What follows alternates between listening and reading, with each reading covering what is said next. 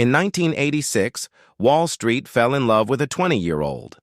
He had started a carpet cleaning company in his parents' garage at 16. Now it was a public company worth nearly $300 million, and he was the youngest person in modern history to take a company public. Investors poured in. Analysts wrote glowing reports. The boy wonder was on magazine covers. There was just one problem. The most profitable part of his company did not exist. Sinister business, bankrupt empire. His name was Barry Minkow. In 1982, at 16 years old, he founded a carpet cleaning business in Reseda, California, and called it ZZZZ.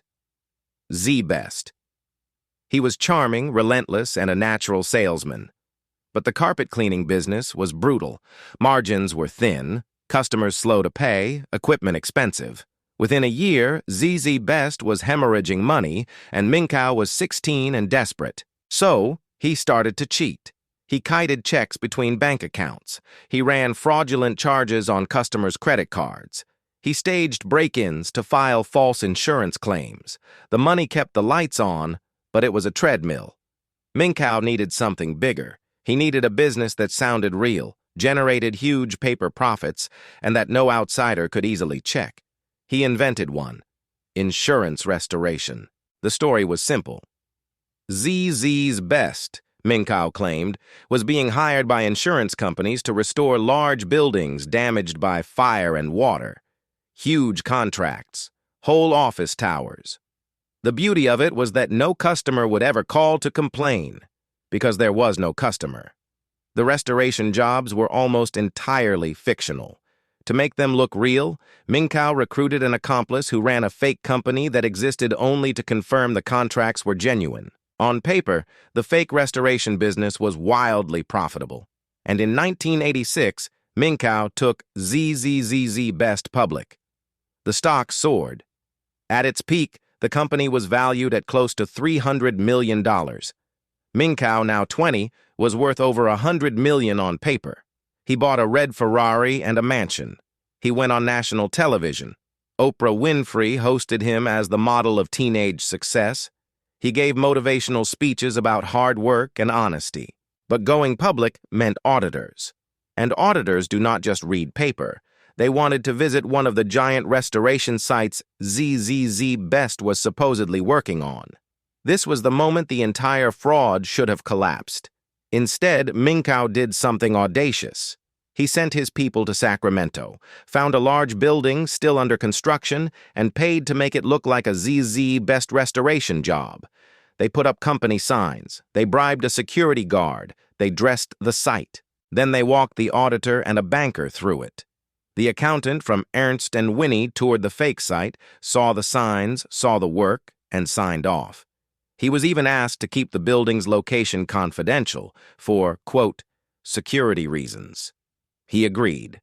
The single most important check on the whole fraud had just been defeated by a rented building and some printed signs. The end came not from the auditors, but from a small betrayal. Years earlier, Minkow had overcharged a Los Angeles housewife on her credit card. She had never forgotten it. She compiled a list of others he had defrauded and took it to a reporter at the Los Angeles Times. The story ran in May 1987. It questioned the credit card charges. The stock wobbled. Then the banks started actually looking at the restoration contracts. Once anyone looked, it fell apart in days. The restoration contracts could not be verified because they did not exist. The accomplice's confirmation company was a shell. In July 1987, ZZZ Best collapsed. The stock that had been worth $18 a share became worthless. Roughly $100 million of investor money evaporated. The company that cleaned almost no carpets and restored almost no buildings was gone. In 1988, Barry Minkow was convicted on 57 counts of fraud. He was 22 years old. The judge sentenced him to 25 years in federal prison and called him dangerous, saying he had no conscience. The boy wonder of Wall Street was led out of the courtroom in handcuffs, his $300 million empire revealed as almost entirely theater. And here the story takes its strangest turn. In prison, Minkow became a born-again Christian, Released early, he became a pastor, and then, of all things, a celebrated fraud investigator hired to sniff out other people's scams. For years, he was a reformed criminal success story. Then, in 2011, he was caught manipulating a company's stock and embezzling from his own church. Barry Minkow went back to federal prison. The con, it turned out, had never really stopped. Bankrupt empire, sinister business, the dark side of business. Subscribe.